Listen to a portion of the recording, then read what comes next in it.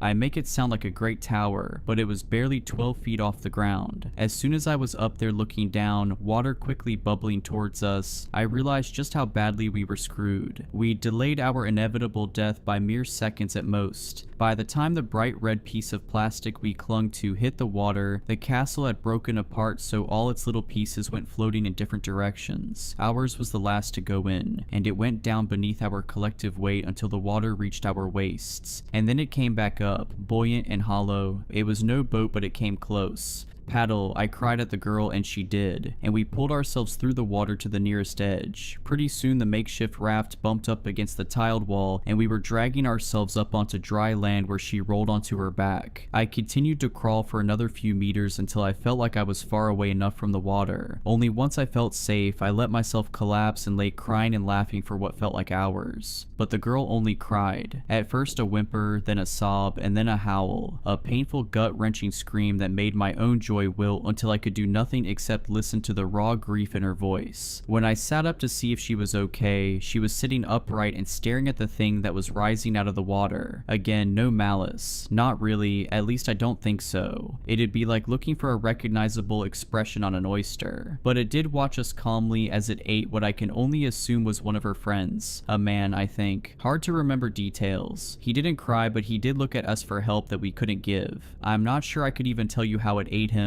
but it looked painful and slow. Reminiscent of a starfish, I think. At some point the girl passed out, and not long after so did I. I doubt she ever made a full recovery. The only thing she managed to say, even hours later after the paramedics had sedated her and I'd finished giving my less than truthful statement to police, were the words "the stars" over and over. I think a lot about how changed I was when I first looked down into that water and saw the abyss below, but that poor girl was actually in it. She'd swam in those waters. Submerged. I don't even know how she came back from an ocean that doesn't have a surface, but she did, and somehow I don't think she'll ever be the same. But it's got me thinking about myself, about what I've lost to it. Jesus Christ, I'll be 40 before I know it, and what then? Just gonna wait here forever and ever. There's a number on the back of my paychecks, and I want to try calling it to find out more. Like, what would they do if I tried going somewhere else? Would they let me? Because it's gone. The days of Ellen Ditzworth are gone. The days of a good back and strong legs are gone. The person I was before I saw that drifter die is gone. Yesterday's gone. The past is a shared hallucination. Only the present is real. I need to get out of here before I lose more of myself. I'm never gonna understand this place. I realize that now. I can only accept that it exists and try to move on, which I should have done the day I saw those stars, because there is an abyss, and it doesn't flow through time like we do, doesn't occupy space like we do, but it's there, and it's full of gods the way a koi pond is full of fish, and I'm worried the more I think about it, the worse the park gets, and the closer I get to falling into waters that have no up or down, and which never ever end. In my dreams I am choking in the acidic bile of a creature that swallowed me whole. I'm worried that if I stay here much longer, I'll forget how to wake up. We killed Joseph Glass for the first time on August 18th, 1999. I knew he was a strange case since day one. Never seen a guy so happy to die before. It was like we were doing him a favor. He refused the automatic appeal. He refused refused to be seen by a chaplain. He just wanted it over with. It had only taken a little over a year, and it was already time for him to make his appointment with God. He freaked me out just passing by his cell. He was like our very own Hannibal Lecter, the way he just stood there in the back of his cell like he'd been waiting for you. The lights always burned out in any cell he was in, and maintenance had gotten tired of fixing them. Not that he seemed to mind in the slightest. The darkness seemed to swallow his top half, and all I could see were the whites of his beady little eyes poking out of all that black. Billy drummed his baton against the bars. "Up and at 'em, cowpoke," he called in that mocking tone. "Time finally come for you to pay what you owe, you sick son of a..."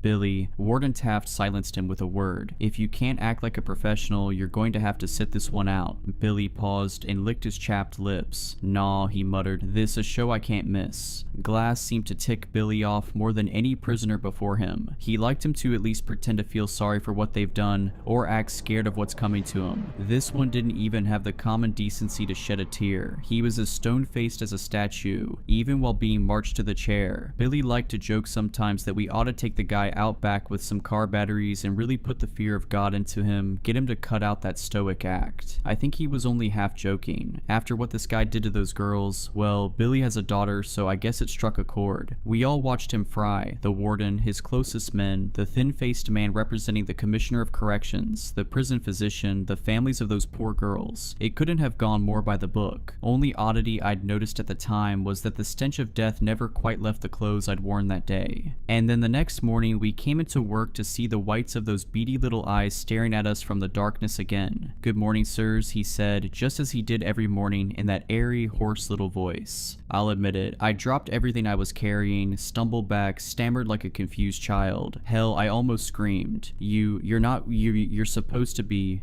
"I don't know what you mean, sir." He leaned in like he was trying to stare a hole through my chest. His tone almost sounded disappointed. "You never came for me. You promised me that yesterday would be the end, sir, but you never came. I waited all night long. Why did you lie to me?" Me and Taft looked at each other. We both had the exact same question on our minds. If Glass was still alive, who the hell did we roll into the morgue last night? Jesus Christ. Taft gagged when he pulled back the cadaver cover, stumbling away. "It's Billy." I looked. I know I shouldn't have, but I couldn't help it. And I'll be forever haunted by the sight of my friend lying there on his back, mouth agape and cloudy eyes staring into the ceiling, open wide as if he'd spent his last moments in a state of terror. The public never found out what happened. The cover-up story was that poor Billy had been taken by cardiac arrest. Internally, it was the scandal to end all scandals. Worst case of incompetence and negligence in history, they called it. They brought the hammer down on anyone even tangentially involved. Me and Taft were out on our ears, and they would have prosecuted us too, but that would have required admitting it ever happened. But I just could never wrap my head around it. Of those dozens of witnesses, not a single person noticed we were strapping a guard to the chair, not an inmate. It was impossible to the point of absurdity. Glass had been the man in that chair. I'd never been more certain of anything in my life. Some months later, I noticed power flickering off all over the city one evening. It was brief, so I thought nothing of it, at least until I got a call from a familiar number the very next morning. "I understand you were one of the staff who regularly worked with one Joseph Glass. We would like to consult with you about an evolving situation. Oh, at 7 p.m. yesterday, we attempted the execution of Joseph Glass for the second time." There was a long pause, and when the voice returned, the professionalism had melted away, replaced with a baffled anxiety. "And well, it didn't work." I blinked. "It didn't what?" There came a long sigh. "Perhaps it'd be best if you saw for yourself." And just like that, me and Taft had our jobs back. Officially, Joseph Glass had been successfully executed on August 18th, 1999. Unofficially, they tried again 6 months later, just to tie up loose ends. This time, he hadn't even had the courtesy to pretend to die. He just sat there on the chair, motionless and unaffected, while the CO who'd flipped the switch suddenly seized up and began to convulse, screaming and gnashing and wailing as electricity seared him beneath his skin, clawing at his chest until his eyes popped in his skull and rolled down his face like melted candle wax. All around him, lights flickering, machines bursting from pressure, electrical panels vomiting arcs of static. It was a mess. The feds were crawling all over this case now from a department I've never heard of. Something about investigating preternatural activity. They told me Glass was refusing to speak with anybody but the COs who'd once cared for him. Being walked into that interrogation room almost made me feel like I, myself, was a convict being marched to his execution. Glass was staring at me when I walked in, like he'd been sat there motionless, waiting for me. I expected nothing less. I took a shuddering breath as I sat across from him. I'd sat across from serial killers and psychos before and showed no hint of fear. But how could I not now, sitting across from a man who can kill people without touching them? Glass,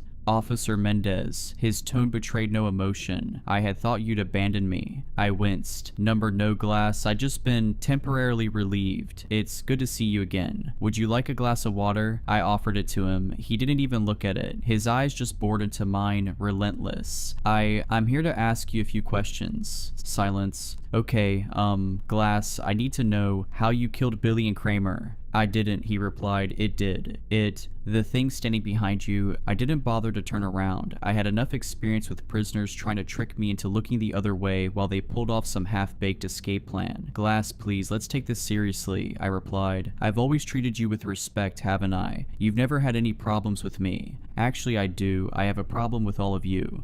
Oh, you here all believe that death is a punishment. There was the first hint of emotion I'd ever heard in his voice. It's not, it's freedom, the only freedom. You promised me that gift. You promised me you'd let me die. You've given it to so many other prisoners while leaving me behind. With all of your machines and your science and your knowledge, surely you can find a way, if anyone. My throat felt suddenly dry. I had to take a sip of the water myself and hoped it would quell my burning nerves. We're trying our best, Glass, but you have to work with us. It may help if you told us what exactly is preventing us from executing you. He moved for the first time, leaning in so slow as to be almost imperceptible. It won't let me die. And that's when I felt a hand settle on my shoulder from behind. Everything stopped. My lungs stopped inflating. I swear, my heart stopped beating and my blood froze in place in my veins. And it all felt so cold. I could see the hand in the corner of my eyes, long and veiny and black. I could feel the breath on the back of my neck. I'd once mocked the way deers froze in headlights. Now I understood. I couldn't move. I couldn't blink. I couldn't think. I couldn't even take a single breath. Even as my lungs began to cry out for air and my vision blurred and my thoughts melded together. All I could see was Joseph's eyes staring into mine, those infinite fathoms of darkness, that Stygian sea that swirled and stormed and thundered in the blackness of his iris, and the eyes of things waiting a million leagues below the waters. And I would have suffocated there, too terrified to even breathe, if those agents in black had not called off the interrogation then and come storming into the room. Later, they showed me the tapes from the security camera. There'd been nothing behind me, nothing placing its thin hand upon my shoulder, nothing at all. On May 7th, 2001, Glass was set to be executed for the third time, via hanging or so I heard, in some government black site somewhere, far from prying eyes. While it was set to happen, me and Taft were sharing glasses of scotch in his office, nominally to celebrate, really because we were scared. Taft always struck me as young at heart despite his years, but this was the first time the warden had ever looked truly, properly old. He watched the yard below as he had a drink. Did I ever tell you why I chose this line of work, Mendez? I shook my head and he sighed. Back in '63, they found a woman's body in the back seat of a burnt-out car in some state park near my neighborhood. A prostitute. One of her Johns had chopped her up, burned all the evidence. And you know what got me, Mendez? Nobody cared. Nobody bothered to investigate. Who will notice one less hooker on the corner of 5th Avenue, right?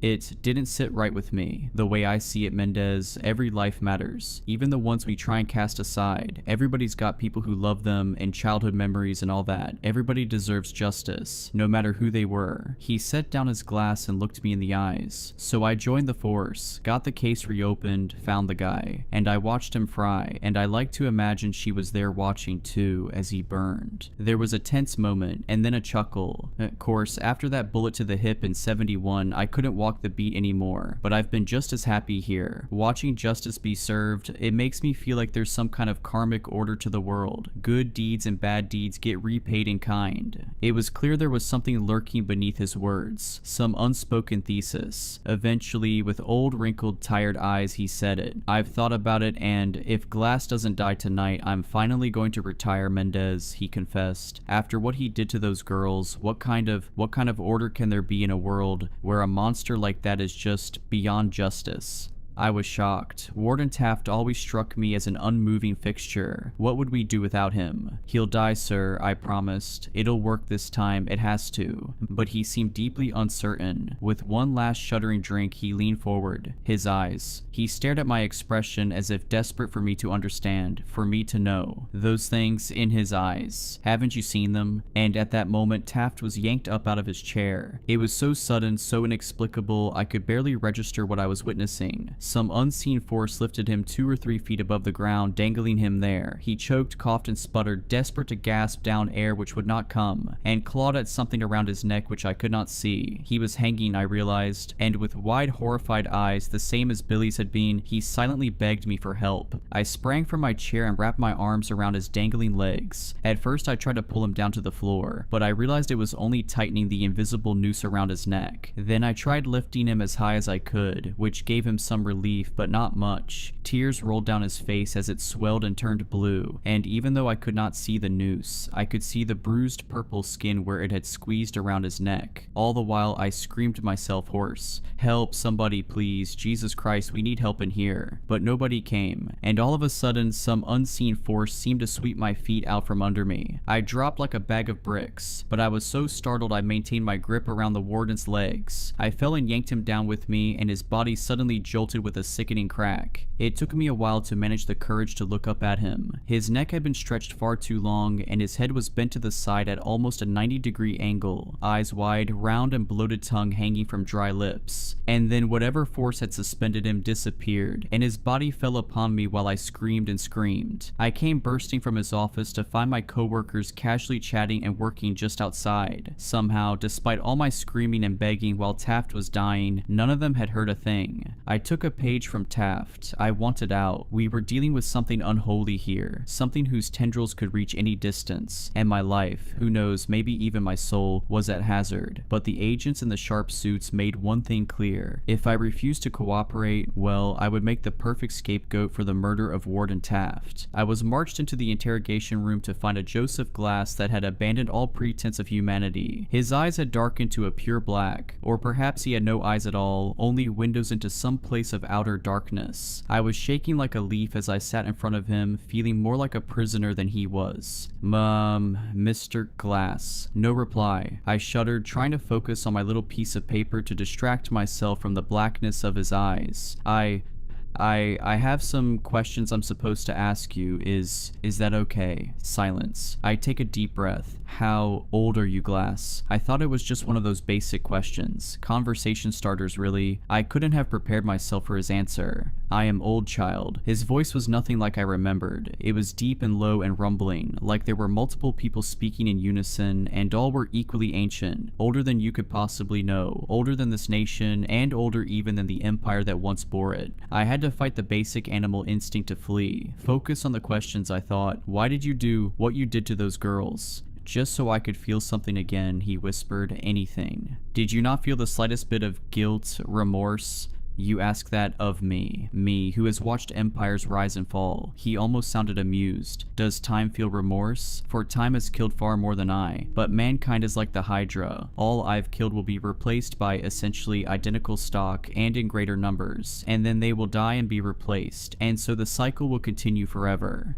Did you expect me to pity them for being given the death I, myself, covet? Only the dead are given leave of the cycle. It is a blessing. And suddenly he stood from his chair as if he'd never been restrained at all. A blessing you promised me, Officer Mendez. I stared up at him in disbelief. What? How did you? But I couldn't even stammer a sentence out before he was upon me, crawling over the table with the eerie grace of a spider. These were no longer the imperceptible hints of emotions I'd come to expect. It was like a switch had been flipped. Tears streamed down his cheeks, snarling with genuine rage, hurt, betrayal. And beneath those black seas in his eyes, all the things that haunted the fathoms below were rising to the surface. You owe me a death. Make good on your word. Pay your debt. I cried out and recoiled from his every touch with disgust, but he was stronger than he looked. I couldn't worm my way out of his impossible grip. I won't. Get off of me, you sick bastard.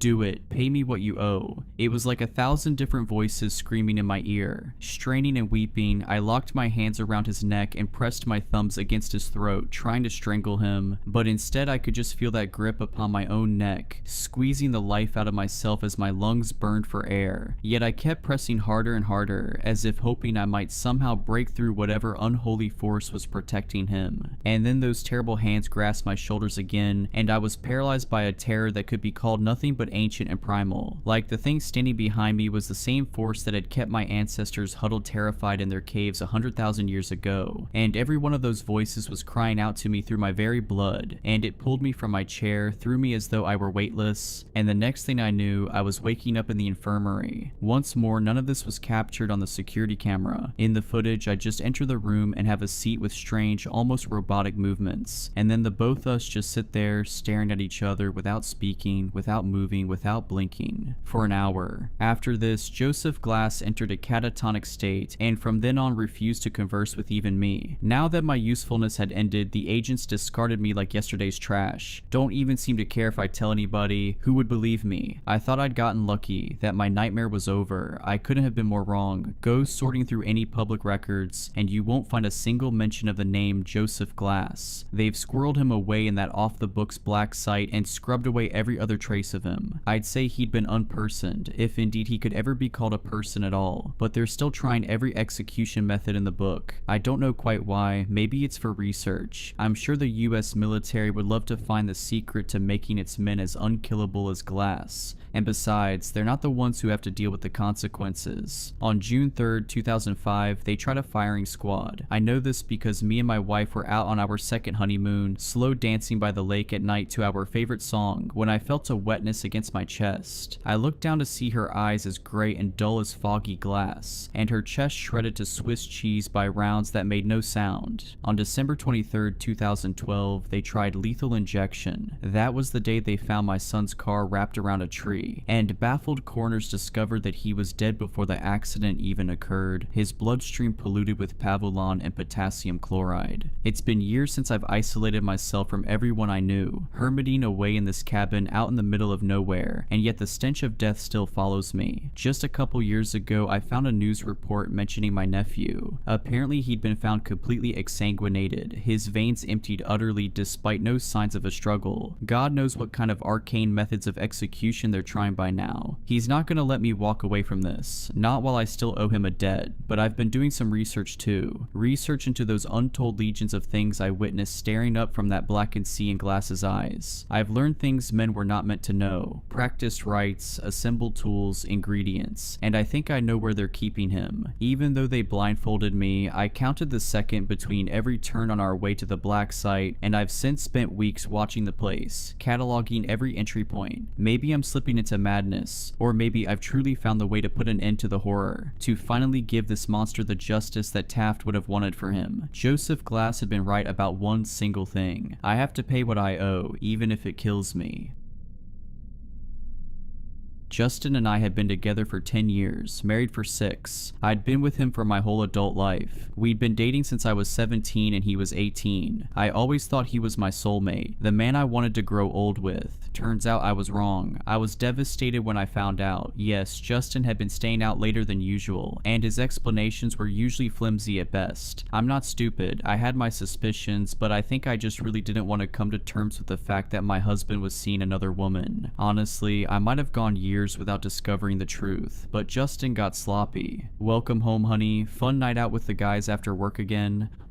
Justin grumbled, brushing past me. I made dinner if you're hungry, beef tips and rice. I know it's one of your favorites. Ate at the bar. I'm gonna bed, he muttered, steadying himself against the wall, before woozily clomping up the stairs. My heart sank. Nights like those were becoming more and more frequent. I loved my husband. All I wanted was to spend a little quality time with him after a long day at work, but he couldn't even spare me a few minutes. I glanced up at him as he lumbered up the steps, a tear trickling down my cheek. In an instant, any sadness that I felt was replaced with burning rage, because when Justin passed underneath the overhead light, I saw what appeared to be a hickey on the side of his neck. A cocktail of emotions swirled within me. Despair, resentment, betrayal, they all hit me like a ton of bricks. I was stunned. I didn't know what to do. I mean, who would? The man I had been head over heels for all that time had stabbed me in the back. I was in disbelief. I stumbled to the kitchen, pulling out a chair before I could collapse. I stared into space, trying to make sense of what I'd seen. I sat there for a long time, deep in thought. After a while, I felt numb, like my entire personality had been flushed down the drain, leaving nothing but an empty husk. Then a thought flashed across my mind. I'd been mistaken. That had to be it, just a mere trick of the light. It was a pretty dimly lit hallway after all. Whatever the case, I had to know.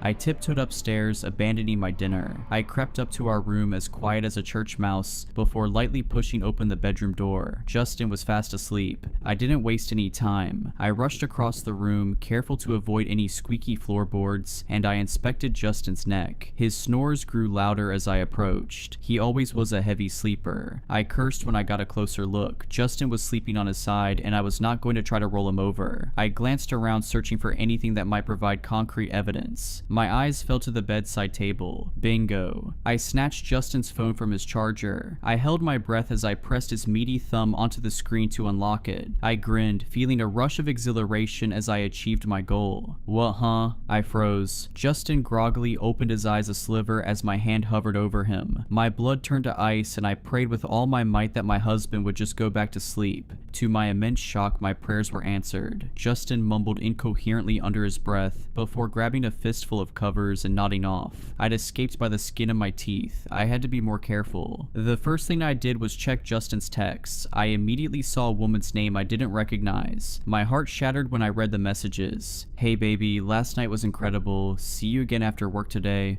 You're right, I wish you never had to leave. What about that wife of yours though? Won't she get suspicious? Her, not a chance. Even if she does find out, she won't leave. I could murder a baby in front of her and she'd still think I was a saint. A deep-seated rage bubbled within me. Did Justin really think that little of me? He clearly saw me as nothing more than a spineless, codependent pushover. Well, I'd show him. I screenshotted the evidence, scrolling through dozens of nude photos that I hadn't taken, and sent everything to my number. I deleted any proof of my snooping, then replaced Justin's phone on the charger. I stormed out of the room, grabbing my keys as I went. I made it halfway across the living room when the realization hit me. I had nowhere to go. All my family lived 7 hours away, it was too late to book a decent hotel, and I really didn't want to drag any of my friends into my drama. Not yet, at least. That left me with one option. I had to sleep on the couch. I plopped down onto the sofa and sighed. I didn't want to have to confront it, but I knew what I had to do. In the morning, I was going to find a lawyer and start the divorce process. The thought alone was enough to break me. No matter how hard I tried, I couldn't hold back my tears any longer. I cried like a baby, silently sobbing into a scratchy pillow for what must have been hours. My eyes were puffy by the time I was done. I couldn't fathom falling asleep in a state like that, but I must have at some point, because the next thing I remember, sunlight was flooding through the blinds. Morning, babe. How'd you... The rest of the sentence caught in my throat. That was right. Justin and I were about to be over. I grabbed my phone from the coffee table, tears stinging at the corners of my vision. I opened up the text I'd sent myself as proof that the past 12 hours hadn't been some twisted nightmare. But the messages were gone. My eyes grew wide as I stared at the screen. That couldn't be right. They'd been there, clear as day the night before. Something wasn't adding up. I suddenly paused, bolting upright. Was that breakfast? The tantalizing aroma of eggs and bacon wafted around the corner from the kitchen. My brows furrowed. Justin never cooked. My breathing was shallow as I tentatively shuffled toward the kitchen. Curiosity gnawed at me like a piranha. I apprehensively peeked around the corner, unsure of what I would find. To my shock, there was my husband, humming a little tune while flipping pancakes. I rubbed my eyes. Was I seeing things? Surely I was delusional from lack of sleep. That had to have been it. Then Justin turned, his icy blue eyes locking onto mine. Morning, princess. I hope you're hungry. I saw you sleeping on the couch, and I thought you might not be feeling well, so I decided to make you a hot meal to help you get better. My heart skipped a beat. Was this really my husband? It looked like him, sounded like him too. Still, I was weary. Yeah, just feeling a little under the weather is all. Are you feeling okay? You're acting different.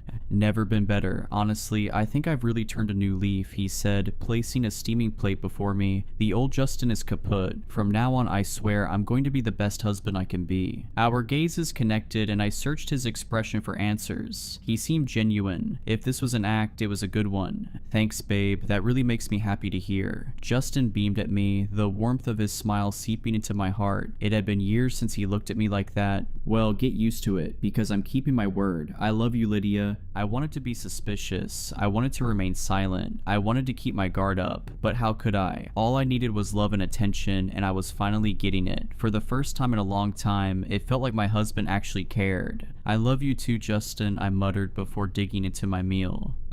A big part of me was still leery of my husband. His timing was pretty convenient after all, but even with all my doubts, Justin was seemingly sticking to his promise. He took me out on dates, paid to get my nails done, bought me flowers. He even started shouldering most of the housework. Needless to say, I was impressed. If he would have kept that up, I might have never suspected a thing. But one night he slipped up. We were cuddled up on the couch, watching The Truman Show, when I asked. Now, I wish I would have kept my mouth shut. Hey babe. Yes, my love, Justin asked, his eyes still glued to the screen. If someone close to you was an imposter, like a perfect replica except for a few tiny changes, do you think you'd notice? Justin tensed up, his eyes wide as he slowly turned to face me. A blank stare had overtaken his expression. A chill rippled through my body when he looked at me like that. He was beginning to frighten me. I suppose so. Why do you ask? His voice was monotone, dripping with a tinge of urgency. I didn't know how to process his sudden shift in personality. It's the premise of the movie we're watching. I watched as the colors seeped back into his face, and he loosened up, breathing a sigh of relief. I cocked a curious brow. Why was he acting so strange? That makes sense. We sat there in uncomfortable silence, shifting our attention back to the TV screen. After a few more tense moments, I couldn't take it anymore. I've got to use the restroom and charge my phone. I'll be right back. No need to pause the movie for me. Justin nodded before grinning up at me. His smile, had his teeth always been that straight?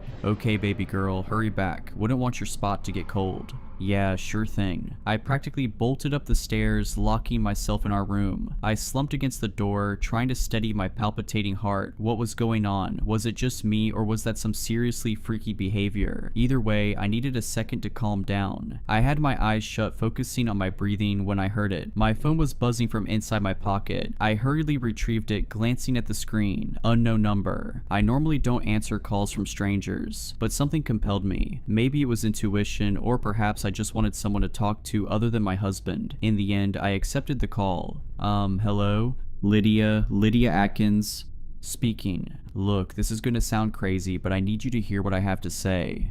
Okay. I suddenly jolted up from my spot on the floor and stared at the locked door separating me from the hallway. Loud knocks rattled it in its frame. Lydia, who are you speaking to? Panic surged through me as I scrambled for an answer. It's my mom. Go back downstairs, I'll be there in a minute. That was him, wasn't it? The caller said. That was my husband, yes. Why do you ask? I whispered, putting as much distance between myself and the door as possible. Lydia, I need you to hear me out. Can you promise me that you will? The pounding on the opposite side of the room grew even louder. Lydia, don't listen to her. She's a liar. My stomach began to twist itself into knots. How did he know? I'm listening. I'll hear what you have to say. The woman on the other end of the line breathed an audible sigh of relief. Okay, my name is Adeline, and Justin and I have been seeing each other for about 9 months. That man in your house is not your husband. My blood turned to ice and I began to tremble. Number? That couldn't be true. In a shaky voice, I asked the question that will haunt me until I die. How do I know you're telling the truth? There was a long pause, the bangs outside my door reaching a nauseating crescendo. When Adeline answered, I knew without a shadow of a doubt that I was in serious danger. Lydia, for the past week, Justin has been living with me. Adeline, if that's not my husband, then who is it? I tried to be calm, to think rationally, but Adeline must have picked up on the fear in my tone. Look, I don't know, but try to get out of the house if you can. I'm going to send you my address, and I'll explain everything in person. I have to go, I'm sorry. The line went dead. All the while the hammering continued to escalate. "Lydia, unlock this stupid door. I swear if I have to break this thing down, I will." Those words sent a chill down my spine. Justin had only raised his voice at me a handful of times in the decade that I'd known him, and none of them were as threatening as that. I stood there momentarily stunned, but a hard kick from the other side of the door was all I needed to spur me to move. I snatched my keys from the bedside table and raced to the window overlooking the front lawn. I hurriedly unlocked it and began to pull. "Come on, you piece of crap. Open," I muttered, a massive surge of adrenaline aiding my efforts. With one final heave, the window gave way, and not a moment too soon. The door began to splinter and crack. A few more hearty blows and it was done for. I didn't have any time to waste. I punched out the screen, watching it tumble onto the shingles below. I took a deep breath before hoisting myself onto the roof. I had one leg out the window when it happened. Whoever or whatever was pretending to be my husband finally managed to get inside. My eyes grew wide as he charged toward me. "Lydia, don't do this, I can explain." I didn't want to hear what he had to say. Maybe that was stupid of me. Maybe I should have stayed and talked things out. But in that moment, Adeline's words kept surfacing to the forefront of my mind. Now, I can only pray that I made the right choice. I pulled myself the remainder of the way out and slid down the roof, desperate to escape my pursuer. I yelped as I felt fingernails graze my arm. My heart jackhammered in my chest as I fell onto the grass. I scrambled to my feet, somehow unscathed aside from a few minor scratches, and bolted to my car. I flung open the door, threw myself inside, and jammed the keys into the ignition. Before I peeled out of the driveway, I briefly glanced up. Justin's lookalike was standing in the window, glowering at me. A devastating sense of dread consumed me as our eyes locked. That's what terrified me the most. His eyes. They were burning with rage, but something about them felt wrong. In fact, his entire face looked off, like he was trying to express an intense emotion, but he didn't quite know how. That instantly destroyed any qualms I had about leaving. I slammed the car into reverse and floored it. I briefly looked back as I sped away, and my stomach twisted itself into knots when I did. The window was empty. I was a wreck the whole way to Adeline's. An overwhelming flood of confusion, resentment, and fear swirled within me as the realization sank in. Justin really had cheated on me, and on top of that, he was leaving me for his mistress. It was all too much to process. I flew down the empty streets, tears trickling down my face. How did this happen? Why me? Why couldn't I have normal marital problems like leaving the milk out or arguing over whose turn it was to do the dishes? I didn't ask for any of this. It wasn't fair. Fortunately, I didn't have much time to think about it. Thanks to my erratic driving, I made it to Adeline's place, if you could even call it that, in 10 minutes flat. I quickly parked beside the curb and stepped out. I gazed in bewilderment at the rundown shack as I made my way to the door. The house was tiny compared to ours. Faded yellow paint peeled off the exterior, the shutters clung on for dear life, and empty beer bottles littered the front lawn. I'd be lying if I said it didn't give me a little glint of satisfaction. I took a deep breath as I approached the door. Was I really going through with this? How did I know that Adeline was even telling the truth? Maybe I shouldn't have come. Before I had a chance to mull over any of those thoughts, the door swung open. A young woman at least 5 years younger than me stood in the doorway. As much as it pains me to admit it, she was beautiful. Long blonde hair flowed down to her waist, and ocean blue eyes stared into mine. She was a stark contrast to me in every way. "Lydia, come in,"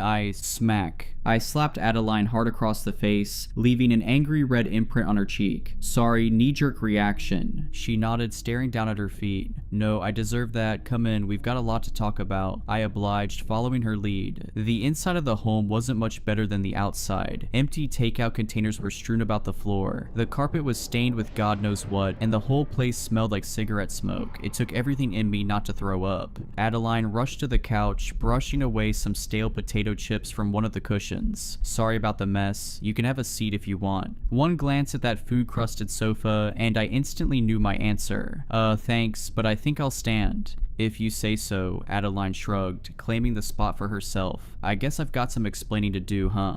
"You sure do." Adeline again shifted her gaze to the floor before meeting my stare. "Look, I'm really sorry about Justin. I'm not gonna sit here and try to make up some terrible excuse. I'm a terrible person." I folded my arms across my chest. "You're not wrong. Is he here right now? You're at fault too, but Justin's the one I'm really pissed at."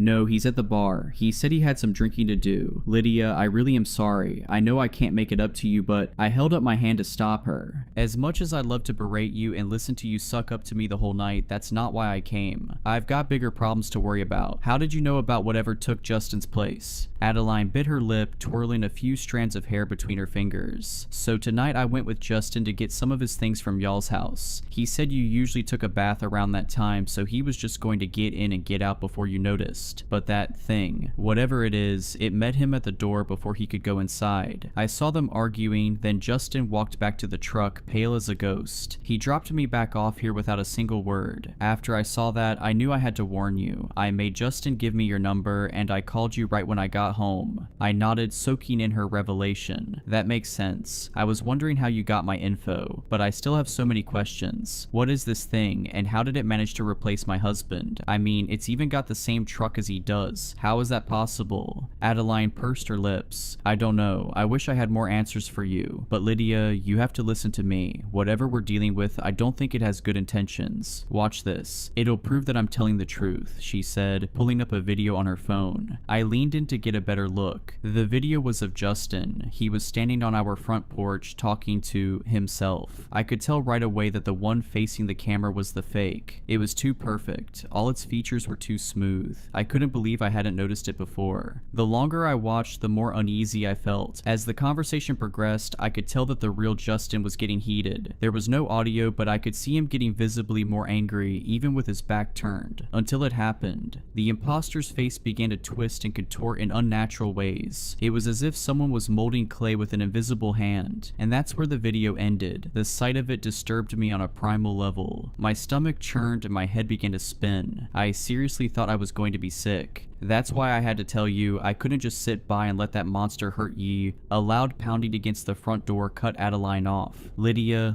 are you in there? I just want to talk. Adeline and I shared a terrified glance. This couldn't be happening. How had he tracked me down? Follow me, I'll take you out the back. You parked on the street, right? Adeline whispered, leaping from the couch. Yeah, but how do I get around him? Won't he catch me if I make a break for it? Adeline met my gaze, a fiery determination gleaming in her eyes. I'll distract him, it's the least I can do. Good luck, she said, ushering me outside. The door clicked shut before I had a chance to thank her. I closed my eyes, took a deep breath, and without giving myself time to freak out, I raced to my car. I squeezed my keys with a vice grip as I ran, the world around me devolving into a blur of colors. I didn't even spare a glance at the front porch as I flew past. I was too focused on making it off that property alive. I was mere inches from the safety of my car. I was so close. But then I heard it. Lydia, why are you running? Come on, don't be like this. I fumbled with the keys and scrambled to hop into my car. Justin 2.0 sprinted toward me at an inhuman speed. Behind him, the door to the house was hanging wide open, and Adeline was nowhere to be found. I hurriedly turned my attention back to the steering wheel. I slammed on the gas, my tires squealing as I sped away. I glanced in the rearview mirror, and my heart nearly stopped. The false Justin was standing beneath a street lamp. I don't know if it was my nerves or maybe the poor lighting, but I could have sworn that when I looked back, he was smiling, and for a moment I was sure that I saw blood dribbling down his chin. I hyperventilated, tears flooding down my cheeks as I sped away. Once I was satisfied with the amount of distance I put between myself and Justin's doppelganger, I rolled into a gas station and parked at one of the pumps. I felt so lost, so confused. What the hell had just happened? Why did this thing want to track me down so badly? And Adeline, what had he done to her? I wasn't sure I wanted the answer to that question. I took a deep breath, trying to steady my palpitating heart. It's going to be okay, just calm down and come up with a game plan. It'll all be over soon, I muttered, staring reassuringly at myself in the rearview mirror. I didn't truly believe that, but I had to do something. I couldn't afford to keep crying my eyes out and waiting there like a sitting duck. I needed a plan, so I did the only thing I could think to do. I hopped out of my car and prepaid for gas. My head was on a swivel as I inserted the nozzle of the tank. The gas station was desolate, save for an older gentleman smoking a cigarette by the front door. My foot tapped against the concrete as the fuel gauge slowly ticked up. My heart pounded like a jackhammer the entire time, just waiting to see that familiar red truck pulling in beside me. But it never did. I breathed a sigh of relief, placing the fuel pump back into its compartment. I glanced back at the man by the door for a split second before jumping back into the driver's seat. He was talking on the phone now, and was he grinning at me? I didn't want to wait to figure out what he was planning. I zipped down the road and onto the interstate. I didn't know where I was going, but I knew that I needed to get far away from my husband's look-alike. Once I was on the open road and all the fear had begun to dissipate, it hit me. Everything. The cheating, the lies, the betrayal, all of it. It all crashed down on me like a tidal wave. What hurt the most was the false sense of security I was lulled into. I had let myself believe that Justin had changed, that he turned a new leaf with no provocation whatsoever. The thought that all that time, none of the love I'd been given was even real. It shattered my heart all over again. I'm not ashamed to admit that I cried. I sobbed uncontrollably as I continued down sparsely populated roads. I didn't want to be on the run from some unknown entity. I wanted to go back home and take a nice warm bath, but I knew I couldn't do that. I had been driving for a little over 3.5 hours before I started to get low on fuel again. I pulled off on the nearest exit. By that point, the adrenaline had worn off and I was starting to get tired. I soon found myself at a rundown Motel 6 in the middle of nowhere, Egypt. The red and blue sign flickered as I pulled into the parking lot, a great indicator of the quality of the room I'd be staying in. I took a deep breath and looked at myself in the mirror. "Come on, Lydia, you can do this," I murmured, stepping out of the car. My eyes darted from left to right as I made my way to check in. My BMW looked so out of place beside all the rusted clunkers sprinkled throughout the lot. I picked up my pace, my heart rate spiking. A bell chimed as I opened the door to retrieve my key. A young man with black, greasy hair sat behind the counter, reading a Playboy magazine. He didn't even look up as I approached. Hi, can I get a room?" The boy lazily glanced up at me before releasing a sigh. "Sure, $50. I pursed my lips as I fished around in my wallet. $50 a night for this dump, what a ripoff. I slapped the cash onto the counter, thanking my lucky stars that I wouldn't have to risk getting my bank information stolen from their card reader. The boy, whose name tag read Steven, handed me the key for room number 12 before pocketing the cash. "Thanks," I said, shooting him a glare as I snatched the keys. He gave me a slight nod before returning to his magazine. I nearly sprinted to room 12. I hurriedly jammed the key into the lock before shoving the door open. Right as I was closing it, something caught my eye. Headlights. I kept the door cracked just enough to see. Silly, right? Surely I was just being paranoid. There was no way that it was him. Justin's truck cruised into the parking lot. It was unmistakable. The faded red paint, the dent on the driver's side door, the crack running down the entirety of the windshield. It was all there. I quietly locked myself in the room, my head spinning. How was this happening? I was so far from home. How had he found me again? The realization hit me like a ton of bricks. How stupid could I possibly be? The answer was so simple.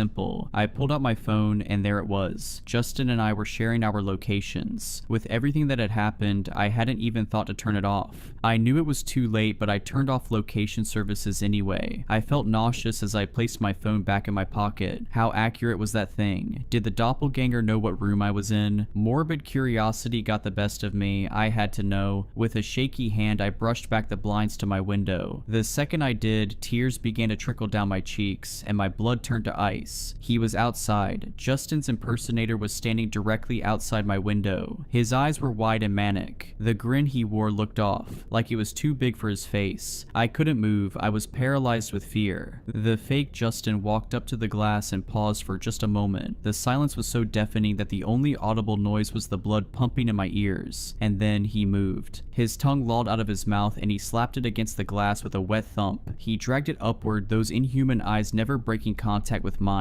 "I found you. It's time to stop running and let me in." His smile vanished as he gritted out those words. That was enough to snap me from my stupor. I let the blinds fall over the window and stumbled backward, nearly crashing into a table. That's where I am now, writing this at that table. I'm done for. It's only a matter of time before he breaks in. I phoned the front desk, but no one answered. I called the police too, but response times are slow this far out in the boonies. This will most likely be my final update. If the cops don't show up on time, I don't know what he'll do to me. My hands are trembling as I type this. He's trying to kick the door down, and I don't think it's gonna hold. To anyone reading this, please listen to me. If you notice a sudden change in a loved one's personality, don't brush it off, because it just might be this thing wearing their face.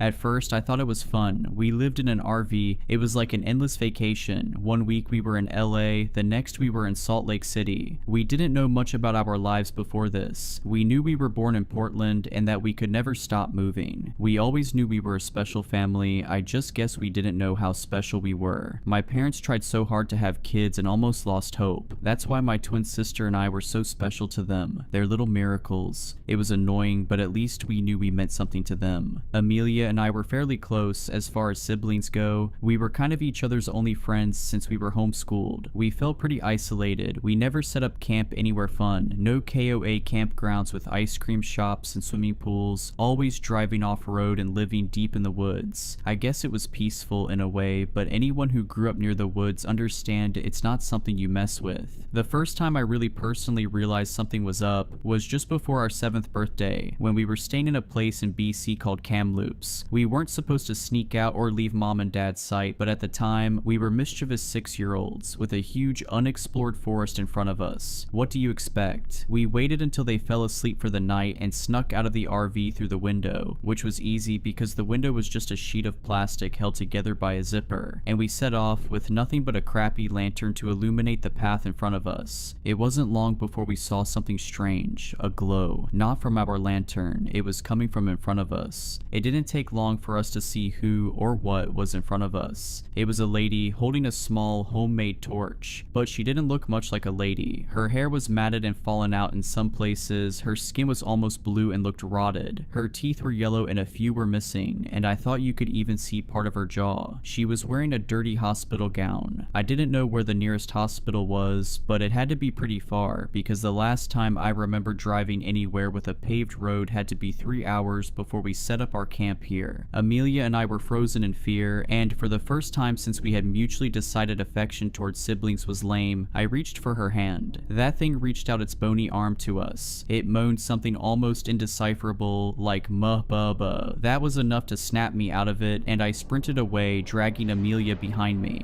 By some miracle, we had made it back to the RV, and by some other miracle, got back in without waking our parents. We didn't get much sleep, and were far too shaken up to even say good morning to our parents, let alone tell them what happened. Would they have even believed us if we told them? Well, after what happened next, I guess they would have to. When we opened the door to the RV, we saw that the remains of what we had left out overnight, a campfire reduced to ashes, the sticks covered in charcoal Amelia and I had used to draw on the rocks, and a makeshift table with a few cans of beans had been utterly destroyed. It wasn't too out of the ordinary to have our camp ravished by animals. We lived in the woods after all, but this was something no animal could do. This looked set up like whatever did it had a plan. What we saw written on the back of the RV confirmed this belief. In the charcoal sticks, someone had written, "You can't run forever" on our trailer. Mom made us breakfast while Dad cleaned up the mess. We left shortly after that and drove for hours, not even stopping for quick washroom breaks. Mom and Dad spoke in hushed whispers as Dad drove. I wish I knew what they had been talking about. That night, I guess because Mom and Dad could see we were shaken up, they took us for a rare treat, a dinner at a real restaurant. A crappy diner, but a restaurant nonetheless. It was empty there, which was why my parents liked it, as they hated crowds. I was over the moon. A root beer float and a greasy cheeseburger was anything a 6-year-old boy could dream of, which was why I was so upset when Mom and Dad made us leave the second someone else came in. It was just an old trucker, I didn't get the big deal. While we were in the RV, Amelia asked why we had to leave while I sulked in my bunk, a glorified shelf. Mom sighed. "I suppose you two are almost 7, that's old enough to know. Well, Zachary, Amelia, the reason we had to leave is because we're scared of losing you. Do you remember what happened when you were 4? I had no idea, my memory was never good, but Amelia claimed to remember. We were in Beaverton, not too far from Portland. She said that when we were 4, we were running around in a field, when a big man in camouflage and bit boots came up to us and bent down to our level. We're not supposed to talk to strangers, Amelia said. She was always a goody two-shoes. I'm John, now we're not strangers. What are your names? I'm Zach, and that's my sister Amelia. We're 4 and our birthday is July 26, 2002. I had apparently said, but I bet Amelia just said I said that to make me look worse. That's when he stopped smiling. He roughly took our hands and started to lead us away. Let's go somewhere fun, Zach and Amelia. I need to take you someplace else. My mom got teary. That's right, if your dad and I hadn't caught you just before you left, we probably would have never seen you again. I took you to someplace safe, and your dad, well, your dad.